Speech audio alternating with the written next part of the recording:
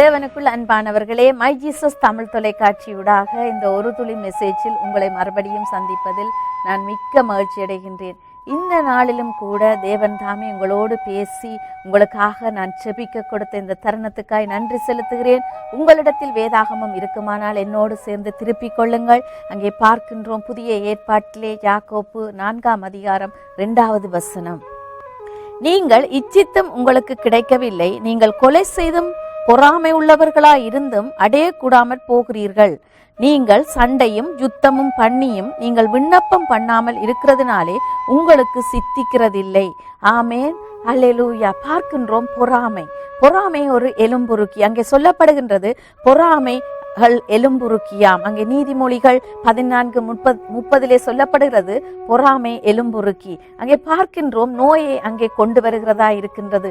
பொறாமை ஒரு மனுஷனுக்கு ஏற்படுமானால் அங்கே என்ன நடக்குமாம்? அங்கே அவன் கொலை செய்யறதுக்கு கூட அங்கே தூண்டப்படுகின்றான். பழைய ஏற்பாட்டிலே நாங்கள் பார்ப்போமானால் காயின் ஆபேலனுடைய கதை எல்லாருக்கும் அறிந்திருக்கிறீர்கள். அங்கே பார்க்கின்றோம், காயின் காணிக்கை கொண்டு வருகிறான், ஆபேலும் காணிக்கை கொண்டு வருகிறான். கர்த்தர் ஆபேலுடைய காணிக்கை அங்கே அங்கீகரிக்கிறார், காயினோ அங்கே அதன் மூலம் பொறாமை கொள்கிறான். பொறாமை கொண்டது மாத்திரமல்ல, தன்னுடைய சகோதரனை அங்கே கொலை செய்கின்றான். ஆம் பிரியமானவர்களே, ஒரு பொறாமை ஒரு மனுஷனுக்குள்ளே உண்டாகும் போது அங்கே அவன் கொலை செய்ய கூட அங்கே துணிகின்றான் என்று பார்க்கின்றோம். இன்றைக்கும் இதை பார்த்து கொண்டிருக்கிற உங்களுக்கு யாராவது பொறாமைப்பட்டு உங்கள் மேலே பொல்லாத வார்த்தைகளை சொல்லி இருப்பார்களானால் நீங்கள் தேவனிடத்திலே மனம் திரும்பி சொல்லுங்கள், கர்த்தாவே, இவர்கள் பொல்லாத மனுஷர்கள், எரிச்சலுள்ள மனுஷர்களிடத்திலிருந்து என்னை பாதுகாக்கும்படியாய். நீங்கள் வேலை செய்கிற இடமாய் இருக்கலாம், அல்லது உங்களுடைய ஊழிய காரியங்களாய் கூட இருக்கலாம். இன்றைக்கும் ஊழியக்காரர்கள் நீங்கள் இதை பார்த்து கொண்டிருக்கலாம். சில பேருக்கு சிலருடைய விஷன் மேலே சிலருக்கு பொறாமையே இருக்கும். இன்றைக்கு இவன் எழும்பி இந்த காரியத்தை செய்கிறானே என்று சில பேர் எரிச்சல் அடைந்து அங்கே அவதூறு பண்ணுகிறதை நாங்கள் காதார கேட்டிருக்கின்றோம். பிரியமானவர்களே, பொறாமை ஒரு எலும்புருக்கியாய் இருக்கின்றது. பொறாமை கொள்ளுகிறதுனாலே அங்கே நாங்கள் ஒன்றையும் பெற்றுக்கொள்ள மாட்டோம். அதைத்தான் அங்கே யாக்கோப்பிலே சொல்லப்படுகிறது, பொறாமை உள்ளவர்கள் இருந்தும் அடையக்கூடாமற் போகிறீர்கள். நீங்கள் சண்டையும் யுத்தமும் பண்ணியும் நீங்கள் விண்ணப்பம் பண்ணாமல் இருக்கிறதுனாலே உங்களுக்கு சித்திக்கிறது இல்லையா? பொறாமை கொண்டதன் நிமித்தம் அங்கே உங்களுக்கு காரியம் கடந்து வர போகிறதில்லை. பிரியமானவர்களே, நீங்கள் செய்ய வேண்டிய காரியம் தேவனிடத்திலே மனம் திரும்ப வேண்டும், தேவனிடத்திலே அதை ஒப்பு கொடுக்க வேண்டும். உங்களுக்கு ஒரு காரியம் செய்ய முடியாமல் இருந்தால் உங்களுடைய சகோதரன் அந்த காரியத்தை எழும்பி செய்கிறவனாய் இருப்பானால் நீங்கள் என்ன செய்ய வேண்டும்? அவனை ஆசீர்வதிக்க வேண்டும், அவனை வாழ்த்த வேண்டும், அவனை நீங்கள் இன்னும் என்கரேஜ் பண்ண வேண்டும். பிரியமானவர்களே, அதை விட்டு உங்களாலே செய்ய முடியாத ஒரு காரியத்தை உங்கள் சகோதரன் அல்லது உங்களுடைய நண்பன், உங்களுடைய தகப்பன் அல்லது உங்களுடைய தாய், உங்களுடைய உடன் பிறந்தவர்கள் அல்லது உங்களுடைய ஊழியக்காரர்கள் இந்த காரியத்தை செய்யும் போது நீங்கள் விரோதமாய் எழும்பி அவர்களை கொலை செய்ய கூட நீங்கள் வழி தேடி விடுவீர்கள். அங்கே பார்க்கின்றோம், பொறாமை ஒரு சிறிய காரியம்தான், அது கொலைக்கு கூட அங்கே கொண்டு போய் விடுகிறதை நாங்கள் வேதாகமத்திலே பார்க்கின்றோம். காயின் ஆபேல் மாத்திரமல்ல, அங்கே பார்க்கின்றோம் யோசேப் மேலே அங்கே சகோதரர்கள் பொறாமை கொண்டு அவனை அங்கே குழியிலே போடுகிறார்கள். இன்றைக்கும் நீங்கள் யோசித்து பாருங்கள், உங்களுடைய காரியங்களில் யாராவது பொறாமைப்படக்கூடும், அல்லது நீங்கள் யார் மேலுமோ ஒரு வருத்தத்தோடோ பொறாமையோடு இன்றைக்கு வாழ்ந்து கொண்டிருக்கலாம். அது உங்களுடைய எலும்புகளையே அங்கே உருக்கி போடும். பிரியமானவர்களே, சில பேரை நான் கேள்விப்பட்டிருக்கின்றேன், ஒருவன் எழும்பி ஒரு காரியத்தை நல்ல விதமாக செய்ய ஆரம்பித்தாலே உள்ளூர் அவர்களாலே பொறுக்க முடியாது. பொறாமை என்பது சர்வசாதாரணமாக அங்கே எல்லாரிடத்திலேயும் காணப்படுகிற ஒரு வியாதி தான். ஆனால் அதை நாங்கள் மேற்கொள்ள முடியும். எப்படி மேற்கொள்ள முடியும்? தேவனுடைய வல்லமையினாலே நாங்கள் அங்கே மேற்கொள்ள முடியும். எங்களுக்கு ஒரு காரியம் கைகூட வரவில்லை என்பதற்காக இன்னொருவன் அந்த காரியத்தை நல்ல விதமாக செய்கிறான் என்றால் நாங்கள் அவன் மேலே பொறாமை கொள்ளக்கூடாது. அதனாலே உங்களுடைய வாழ்க்கை அங்கே சீரழிந்து போய்விடும். நீங்கள் அவனை வாழ்த்த கற்றுக்கொள்ள வேண்டும், நீங்கள் அவனை ஆசீர்வதிக்க பழக வேண்டும், நீங்கள் அவனை உற்சாகப்படுத்த பழகிக்கொள்ள வேண்டும். அப்பொழுது தேவன் அங்கே உங்களுடைய காரியத்தை ஆசீர்வதிப்பார். என்னுடைய வாழ்க்கையிலே கூட நான் அதை அனுபவித்திருக்கிறேன். என்னை காட்டிலும் அதிகம் படித்தவர்கள் இருப்பார்கள், என்னை காட்டிலும் அதிகம் புத்திசாலிகள் இருப்பார்கள், என்னை காட்டிலும் அங்கே பார்ப்போமானால் அதிகம் மேடை பிரசங்கங்கள் செய்யக்கூடிய பிள்ளைகள் இருப்பார்கள். ஆனால் இந்த சிறிய காரியத்தை செய்து கொண்டிருக்கிற என்னின் மேலே அநேகர் பொறாமை கொண்டு அநேக காரியங்களை எனக்கு சொல்லுவார்கள். பிரியமானவர்களே, தேவ ஆவியானவர் எனக்கு வெளிப்படுத்துவார், இந்த சகோதரி இந்த சகோதரன் என்ன காரியத்துக்காக உன்னிடத்திலே பேசிக் கொண்டிருக்கிறார்கள் என்று. தேவனுடைய சத்தத்தை நாங்கள் ஈஸியாக கேட்க முடியும். அப்பொழுது நாங்கள் என்ன செய்ய முடியும்? அவர்களை ஆசீர்வதிக்க வேண்டும். அவர்களை ஆசீர்வதிக்க தேவன் எங்களுடைய வாழ்க்கையிலே அற்புதம் செய்வார். அப்படித்தான் தேவன் என்னுடைய காரியத்திலே வாய்க்க பண்ணினார். பிரியமானவர்களே, உங்கள் மேலே பொறாமை கொள்கிறார்களா அல்லது நீங்கள் யார் மேலும் பொறாமைப்படுகிறீர்களா? இன்றைக்கே அந்த காரியத்தை நீங்கள் விட்டு விடுங்கள். நீங்கள் பொறாமைப்படுகிறதுனாலே நீங்கள் ஒன்றும் செய்ய முடியாது. அங்கே எலும்புருக்கி வியாதியைத்தான் நீங்கள் கொண்டு வர முடியும். பிரியமானவர்களே, இன்றைக்கே அந்த காரியத்துக்கு நீங்கள் ஒரு முற்றுப்புள்ளி வைத்து அவர்களை ஆசீர்வதிக்க பழகுங்கள். என் சகோதரன் தானே, என்னுடைய நண்பன் தானே, என்னுடைய ஊழியக்காரன் தானே, என்னுடைய ஊழியக்காரி தானே, என்னுடைய பொஸ் தானே, என்னுடைய சக வேலைக்காரன் தானே இந்த காரியத்தை செய்கிறான் என்று நீங்கள் அவர்களை வாழ்த்த பழகுங்கள். அப்பொழுது தேவன் உங்களிடத்தில் இருக்கிற தாளந்துகளை பயன்படுத்த தொடங்குவார். நிச்சயமாக தேவன் உங்களை ஆசீர்வதிப்பார். நான் நிறைய பேரை பார்த்திருக்கின்றேன். விமர்சிப்பார்கள், அளவு கடங்காத கதைகளை அங்கே அவிட்டு விடுவார்கள். தெரியாத காரியங்களை குறித்து, தெரியாதவர்களை குறித்து புறங்கூறுவார்கள். அங்கே பார்க்கின்றோம், யோசேப்பினுடைய சகோதரர்களும் அந்த காரியத்தை தான் செய்தார்கள். யோசேப்பு சொப்பனம் கண்டு தன்னுடைய தகப்பனிடத்திலேயும் தன்னுடைய சகோதரர்களிடத்திலும் அதை பகிர்ந்து கொள்ளும் போது அங்கே என்ன செய்கிறார்கள்? அவன் மேலே பொறாமை கொண்டு, இவன் கீழே நாங்கள் தாழ பணிய வேண்டுமா என்று சொல்லி அவனை அங்கே குழியிலே போடுகிறார்கள். அப்பொழுது அவனை சத்தத்தை கேட்டும் அவர்கள் அடங்காமல் அவனை அங்கே அடிமையாக விற்று போடுகிறார்கள். யோசேப்புக்கு நடந்த காரியம் உங்களுக்கு தெரியும். அவன் அங்கே பார்க்கின்றோம், அந்த எகிப்துக்கே ராஜாவாகினானாம், அந்த எகிப்தையே ஆண்டானாம். அப்படிப்பட்ட ஒரு நல்ல மனுஷனாக அவன் அங்கே உருவாக்கப்பட்டான். நீங்கள் பொறாமை கொண்டு இன்றைக்கு அவதூறு பண்ணினாலும், அவர்களுடைய பெயர்களை கெடுத்தாலும் தேவன் அவர்கள் மேலே நோக்கமாயிருப்பார். தேவன் அந்த காரியத்திலே கை வைப்பார். பிரியமானவர்களே, நாங்கள் மனம் திரும்பி மற்றவர்களை ஆசீர்வதிக்க பழக வேண்டும். அநேகரை நான் பார்த்திருக்கின்றேன். வேலை செய்கிற இடங்களிலே அங்கே பொஸ்மாருக்கு தேவையில்லாத காரியங்களை சொல்லி அந்த மனேஜர்மாருக்கும் அந்த வேலை செய்கிற பணியாட்களுக்கும் அங்கே பிரிவினைகளை கொண்டு வந்து விடுவார்கள். அதிகமான காரியங்கள் அங்கே கிறிஸ்தவர்களிடத்திலே காணுகிறதை பார்த்து நான் மிகவும் வேதனைப்பட்டிருக்கின்றேன். ஒருவன் எங்களை காட்டிலும் நன்றாக ஒரு ட்ரெஸ் பண்ணினால் அல்லது எங்களை காட்டிலும் ஒரு நல்ல வீடு வாங்கினால், நல்ல ஒரு கார் வைத்திருந்தால் அதை ஆசீர்வதிக்க மாட்டார்கள். அவர்களுக்குள்ளே முறுமுறுக்க தொடங்குவார்கள். வெளியிலே சிரித்தாலும் உள்ளுக்குள்ளே அவர்கள் அங்கே புகைந்து கொண்டிருப்பார்கள். அந்த காரியம் தேவனுக்கு அருவருப்பானது. தேவன் இந்த காரியத்தை என்னோடு பேசியபடியால் தான் இன்றைக்கு நான் உங்களோடு பகிர்ந்து கொண்டிருக்கின்றேன். ஒரு விஷன் ஒருவனுக்கு கொடுக்கப்பட்டால் அவன் ஒரு காரியத்தை உத்தமமும் உண்மையுமாய் அவன் தேவனுக்கு உண்மையாய் செய்து கொண்டிருப்பானால் அந்த காரியத்தின் மேலே ஒருவன் பொறாமை கொண்டு இதை நானும் செய்ய வேண்டும் என்று சொல்லி இதை காட்டிலும் மேன்மையானதை செய்ய வேண்டும் என்று அங்கே போட்டு செய்வார்கள். அது தேவனுக்கு அருவருப்பானது. பொறாமை இருக்கக்கூடாது. பிரியமானவர்களை, போட்டி இருக்கலாம். இவற்றை காட்டிலும் தேவனே எனக்கு நீங்க உதவி செய்யுங்கள், இதை விட காட்டிலும் நான் ஒரு நல்ல காரியத்தை செய்ய வேண்டும் என்று தேவனிடத்திலே நீங்கள் கேட்கலாம். இதை விட மேன்மையானது ஒன்றை நீங்க எனக்கு தாருங்கள் என்று கேட்கலாம். அதை விட்டுட்டு பொறாமை கொண்டு அவர்களை கீழே தள்ளி நாங்கள் மேலே வர வேண்டும் என்று யோசிப்பீர்களானால் அங்கே உங்களுடைய காரியங்கள் அங்கே தடைப்பட்டு போய்விடும். உங்களுடைய பிள்ளைகள் அங்கே வாதிக்கப்படுவார்கள். அங்கே பார்க்கிறோம், உங்களுடைய எலும்புகள் அங்கே உருக்கப்படுமா.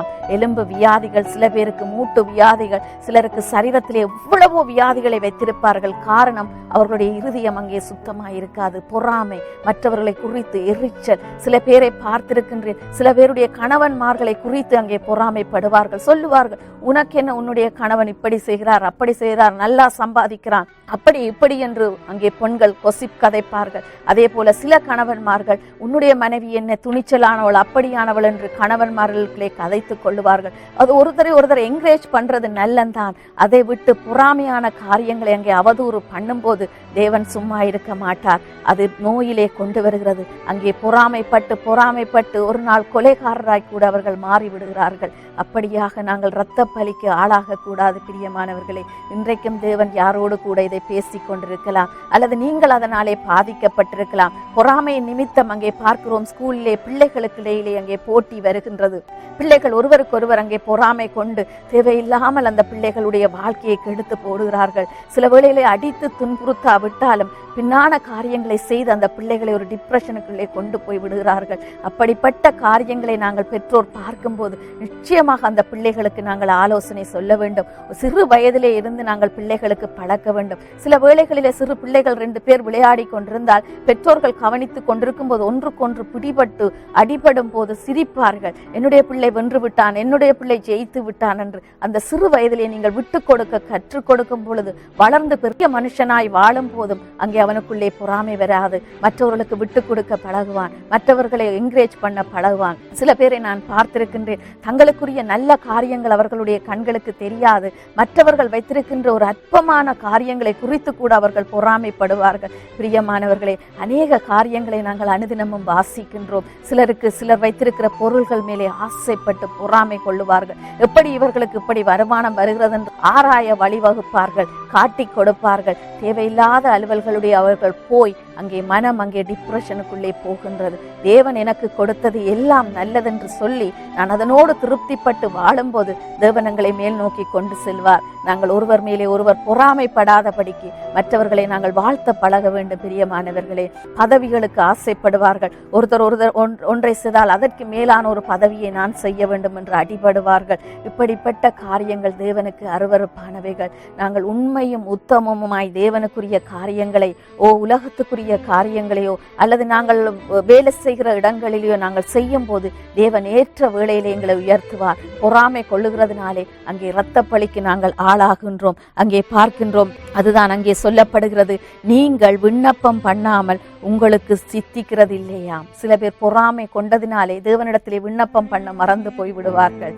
வருஷ ஆராதனைகள், கிறிஸ்துமஸ் பண்டிகைகளிலே நாங்கள் பார்ப்போம், சில பேர் நான் எல்லாரை காட்டிலும் ஒரு நல்ல பட்டு புடவையை உடுத்த வேண்டும், நல்ல ட்ரெஸ்ஸை போட வேண்டும், விலை கூடிய பொருட்களை நான் வைத்திருக்க வேண்டும் என்று சொல்லி தேவையில்லாமல் கடன் பட்டு அங்கே கடனாளிகள் ஆவார்கள்.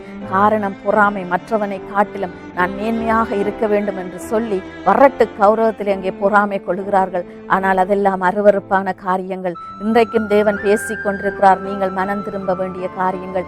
ஏன் என்னுடைய வாழ்க்கையில் ஒன்றும் சித்தி இல்லை, நான் ஒன்றும் ஜெயம் பெற முடியாமல் இருக்கிறது என்று சொல்லி நீங்கள் யோசித்துக் கொண்டிருக்கலாம். ஒரு விசை யோசித்து பாருங்கள், பொறாமை உங்களுக்குள்ளே குடிக்கொண்டிருக்கலாம். சில வேளைகளிலே சிறியவர்களாய் நாங்கள் இருக்கும்போது வாழ்க்கையில் எங்களிடத்திலும் அந்த காரியங்கள் இருந்திருக்கும். ஆனால் நாங்கள் வாழ்க்கையிலே அபியாசப்படுத்தி கொண்டு நடைமுறைக்கு கொண்டு வரும்போது அனுதினமும் நாங்கள் எங்களை அங்கே மாற்றிக்கொள்ள முடியும். பிரியமானவர்களே, பொறாமையின் நிமித்தம் அங்கே கொலை செய்கிற அளவுக்கே மனுஷர்கள் மாற்றப்படுவார்கள். அதனாலே அடுத்த காரியத்தை உங்களாலே செய்ய முடியாது. தேவனிடத்திலே கேளுங்கள். மற்ற மனுஷன் ஒரு நல்ல காரியத்தை செய்வானானால் அது உங்களுக்கு விருப்பமாயிருந்தால் தேவனிடத்திலே கேளுங்கள். இதை காட்டிலும் ஒரு நல்ல காரியத்தை செய்ய தேவனே எனக்கு நீங்க கற்றுக் கொடுங்க என்று. அதை விட்டு இதை திருடி, சிலருடைய நல்ல காரியங்களை திருடி தாங்கள் செய்ததாக அங்கே விற்று போடுவார்கள். அதெல்லாம் யோசிக்கும் போது எவ்வளவோ இருதயங்கள் இன்றைக்கு உடைக்கப்பட்டிருக்கிறது. பிரியமானவர்களே, தேவன் உங்களுக்கு ஒன்றை கொடுப்பாரானால் அதை நிச்சயமாய் தேவன் ஆசீர்வதிப்பார். நீங்கள் அதுக்கு காத்திருக்கும் போது தேவன் அதிலே ஒரு பலனை காண பண்ணுவார். பொறாமையும் போட்டிகளும் எங்களுக்குள்ளே இல்லாதபடி நாங்கள் பார்த்து கொள்ள வேண்டும். அந்த ஒரு பொறாமை எங்களுக்குள்ளே குடிகொள்ளுமானால் அங்கே கொலை செய்கிற அளவுக்கு கொண்டு வந்து விடும். பிரியமானவர்களே, நாங்கள் செய்ய வேண்டியது ஒன்றே ஒன்றுதான். தேவனே, நீர் மற்றவனை இப்படியாக ஆசீர்வதித்திருக்கிறீங்க, ஆனாலும் எனக்கு நீங்கள் கொடுத்த தாளந்திலே நீங்கள் என்னை உயர்த்துங்கள் என்று சொல்லும் போது நிச்சயமாய் தேவன் உங்களை உயர்த்துவார். பிரியமானவர்களே, அங்கே பார்க்கிறோம், காயின் ஆபேலை கொலை செய்தானாம். காணிக்கை பாருங்கள், தேவனுக்கு கொண்டு வருகிற காணிக்கையிலே கூட அங்கே சகோதரனோடு அங்கே பொறாமைப்படுகிறான். காணிக்கை கொடுக்கிறதிலே சில ஆலயங்களிலே சில பேர் பொறாமைப்படுவார்கள். இவரை காட்டிலும் நான் கூட கொடுக்க வேண்டும் என்று சொல்லி அங்கே கடன்பட்டு காணிக்கை கொடுக்கிறவர்களை கூட நான் பார்த்திருக்கிறேன். பிரியமானவர்களே, தேவன் உங்களுக்கு கொடுத்ததிலே இருந்து நீங்கள் தேவனுக்கு கொடுக்க பழகுங்கள். அளவுக்கு அதிகமாக வட்டிக்கு பணங்களை வாங்கி கிரெடிட் கார்டுகளிலே காசுகளை அடித்து இவரை காட்டிலும் நான் அதிகமாக இந்த ஆலயத்துக்கு கொடுக்க வேண்டும் என்று சொல்லி கடன்பட்டு கொடுக்கிறவர்களை கூட நான் பார்த்திருக்கின்றேன். அந்த காணிக்கை தேவனுக்கு அருவருப்பானது. பிரியமானவர்களே, உங்களிடத்தில் இருக்கிறதை நீங்கள் தேவனிடத்திலே கொண்டு வாருங்கள். நிச்சயமாக தேவன் ஆசீர்வதிப்பார். மற்றது பார்க்கின்றோம், வேலைகள். சில பேர் நல்ல ஸ்தானத்திலே அமர்ந்திருப்பார்கள், ஆனால் அவர்களுக்கு இன்னொருதன் அதைவிட குறைவான வேலையை செய்வான், சந்தோஷமாயிருப்பான், சமாதானமாயிருப்பான். அதை பார்த்தவுடன் அவர்களுக்கு ஒரு ஆசை வரும், அந்த வேலை மேலே ஒரு பொறாமை வரும். சில பேர் யோசிப்பார்கள், நாங்கள் பெனிஃபிட்ல இருக்கலாம், கவர்மெண்ட் கொடுக்கிற காசுல இருந்தால் நான் சுகபோகமாய் வாழலாம் என்று. நல்ல வேலை செய்கிறவனுக்கு அந்த பெனிஃபிட்ல இருக்கிறவனை பார்த்தால் பொறாமை வருகிறது. இதெல்லாம் அற்பமான காரியங்கள். மனுஷர்கள் இதெல்லாவற்றையும் நான் பேசிக் கொண்டிருக்கிறேன் என்று இன்றைக்கு யோசிக்கலாம். இதெல்லாம் சிறிய சிறிய பொறாமை தான். பிரியமானவர்களே, ஆனாலும் அது ஒரு பெரிய காரியத்தை எங்களுக்கு கொண்டு வந்துவிடும். அதனாலே இதிலே நாங்கள் செய்ய வேண்டியது அந்த பொறாமைக்கு அடுத்ததாக நாங்கள் அவர்களை வாழ்த்தப்பட வேண்டும். தேவனுடைய பிள்ளைகள் நாங்கள் சந்தோஷப்பட வேண்டும். ஒருவனின் ஒரு காரியத்தை செய்கிறான் என்றால் அவனை நாங்கள் ஆசீர்வதிக்க பழக வேண்டும். உண்மைக்கு இந்த மை ஜீசஸ் தொலைக்காட்சி இன்றைக்கு நாங்கள் நடத்தி கொண்டிருந்தாலும் இதை விட நன்றாக செய்கிற நிகழ்ச்சிகளை பார்க்கும்போது எங்களுக்கு அதிசயமாக இருக்கும். செய்கிற பிள்ளைகளுக்கு நாங்கள் ஃபோன் பண்ணி சொல்லுவோம், நீங்கள் நிச்சயமாக நன்றாக செய்திருக்கிறீர்கள், இது மிகவும் அருமையாக இருக்கிறது என்று நாங்கள் அவர்களை வாழ்த்த தொடங்குவோம். அதனாலே தேவன் எங்களை இரட்டிப்பாக ஆசீர்வதிக்கிறார். அந்த ஆசீர்வாதத்தை சுதந்திரித்ததன் நிமித்தம்தான் நான் இன்றைக்கு உங்களோடு பேசி கொண்டிருக்கின்றேன். அனுபவத்தினாலே தான் உங்களோடு பிரியமானவர்களை நாங்கள் பேசி கொண்டிருக்கிறோம். அநேகர் இவர்களை மாறி நாங்கள் செய்ய வேண்டும், அவர்களை மாறி நாங்கள் செய்ய வேண்டும் என்று வேண்டாத வேஷங்களை போட்டு தோற்று போய் ஒன்றுமில்லாமல் வெறும் கையாக அங்கே நிற்கிறதை நாங்கள் பார்க்கின்றோம். தேவன் இன்றைக்கு பேசி கொண்டிருக்கின்றார். நீங்கள் மற்றவர்களை குறித்து பொறாமையோ எரிச்சலோ படாத படிக்கு அவர்களை ஆசீர்வதித்து வாழ்த்தும் போது தேவன் உங்களுக்கு கொடுக்கின்ற காரியத்திலே நிச்சயமாக தேவன் உங்களை உயர்த்துவார். சில பேர் வெளியிலே பொறாமையை காட்ட மாட்டார்கள், மனசுக்குள்ளே வைத்து அங்கே புழுங்கி கொண்டிருப்பார்கள், வரும்போது சிரிப்பார்கள், ஆனால் உள்ளுக்குள்ளே அங்கே பொங்கி கொண்டிருப்பார்கள். அவர்கள் போன பின்பாக புறங்கதைக்கிறதை நாங்கள் கேட்டிருக்கின்றோம். அங்கே பார்க்கின்றோம், பொறாமையின் நிமித்தம் பேர்களை கெடுத்து போடுகிறார்கள். தேவன் எல்லாவற்றையும் அங்கே பார்த்து கொண்டிருக்கிறார். நற்கிரியைகளை நாங்கள் செய்வதற்கு ஆயத்தமாய் இருக்க வேண்டும். பிரியமானவர்களே, இந்த நாளில் நான் உங்களுக்காக ஜெபிக்க போகின்றேன். உங்களுக்கு இப்படிப்பட்ட காரியங்கள் இருக்குமானால் இன்றைக்கு தேவனுடைய சமூகத்திலே நீங்கள் ஒப்புக்கொடுங்கள். நிச்சயமாக தேவன் இந்த இதில் இருந்து உங்களை விடுவிக்க வல்லவராயிருக்கிறார். ஒரு விசை கண்களை மூடி நாங்கள் ஜெபிப்போமா? அன்பின் பரலோக பிதாவே, இந்த நாளிலும் அப்பா என்னோடு கூட கேட்டுக்கொண்டிருந்த பிள்ளைகளுக்காய் நான் ஜெபிக்கின்றேன். ஆண்டவரே, அவர்களுக்குள்ளே வேதனை உண்டாக்கும் வழி ஏதும் இருந்தால், பொறாமை காரியங்கள் ஒரு சிறு துளி கூட இருந்தாலும் அது வேர்விடாத படிக்கு இந்த பிள்ளைகளை நீங்கள் காத்து கொள்ளுங்கப்பா. ஆண்டவரே, இந்த பிள்ளைகள் மேலே யாராவது பொறாமை கொண்டு எரிச்சல் கொண்டு வீண் பழிகளை சுமத்தி இருந்தால் இந்த நாளிலே அதை நீங்கள் எடுத்து போடும்படியாய் ஜெபிக்கிறேன். இதை கேட்டுக்கொண்டிருக்கிற ஒவ்வொரு பிள்ளைகளுடைய இருதயத்தில் இருக்கிற வேதனைகளையும் நீங்கள் ஆற்றி போடுங்க. ஆண்டவரே, என்னாலே ஒன்றும் செய்ய முடியவில்லை என்று பொறாமை கட்டுக்கொண்டு படுக்கையிலே படுத்துக் கொண்டிருக்கிற பிள்ளைகளுக்காய் நான் ஜெபிக்கிறேன். மற்றவனை குறித்து எரிச்சல் பொறாமை அடைந்து வெளியிலேயும் சொல்ல முடியாமல் இருதயத்திலே வைத்து தவித்துக் கொண்டிருக்கிற பிள்ளைகளுக்காய் நான் ஜெபிக்கிறேன். ஆண்டவரே, இன்றைக்கே அந்த பிள்ளைகளுடைய சுபாவம் மாற்றப்படட்டும். ஒரு பெரிய ஒரு மனுஷனாய் மாறட்டும். மற்றவர்களை ஆசீர்வதிக்கட்டும். மற்றவருடைய காரியங்களை ஆண்டவரே ஆசீர்வதிக்கத்தக்கதாய் ஒரு பிள்ளையாய் நீங்கள் மாற்றுங்க. ஆண்டவரே, இன்றைக்கே புறப்பட்டு வெளியே போய் யாரையெல்லாம் பார்க்கிறார்களோ அவர்கள் மேலே பொறாமை கொள்ளாதபடி அந்த பிள்ளைகளை ஆசீர்வதிக்கும்படியாய் நான் ஜெபிக்கிறேன். இந்த பிள்ளைகளுடைய பெயர்களை யாரெல்லாம் எங்கெல்லாம் கெடுத்தார்களோ அந்த பிள்ளைகளை நீர் ஆசீர்வதிக்கும்படியாய் நான் ஜெபிக்கிறேன். ஆண்டவரே, அந்த பிள்ளைகளுடைய பெயர்களை நீர் பெருமைப்படுத்தி அவர்களுடைய ஆசீர்வாதங்களை பன்மடங்காய் திருப்பி கொடுக்கும்படியாய் ஜெபிக்கிறேன். இப்படிப்பட்ட காரியங்களில் ஈடுபட்ட ஒவ்வொரு பிள்ளைகளையும் உங்களுடைய ரத்தத்தினாலே கழுவி நீங்க மறுபடியுமாய் புதுப்பிக்கும்படியாய் நான் ஜெபிக்கிறேன். ஒவ்வொரு பிள்ளைகளையும் நான் உங்களுடைய கரத்திலே ஒப்பு கொடுத்து ஜெபிக்கிறேன். நல்ல பிதாவே, ஆமேன், ஆமேன். பிரியமானவர்களே, இந்த ஒரு துளி மெசேஜ் உங்களுக்கு மிகுந்த ஆசீர்வாதமா இருந்திருக்கும் என்று நான் கர்த்தருக்குள்ளே நம்புகின்றேன். அது மாத்திரமல்ல, நீங்கள் எந்த ஒரு ஆலயத்துக்கும் போகாமல் இருப்பீர்களானால் கீழ்காணும் மை ஜீசஸ் பிரேயர் ஹவுஸ்லேயே நீங்கள் கலந்து கொள்ளுங்கள். அது ஆங்கிலத்திலேயும் தமிழிலேயும் ஒவ்வொரு ஞாயிற்றுக்கிழமையும் காலையில் 10 மணிக்கு நடைபெறுகின்றது.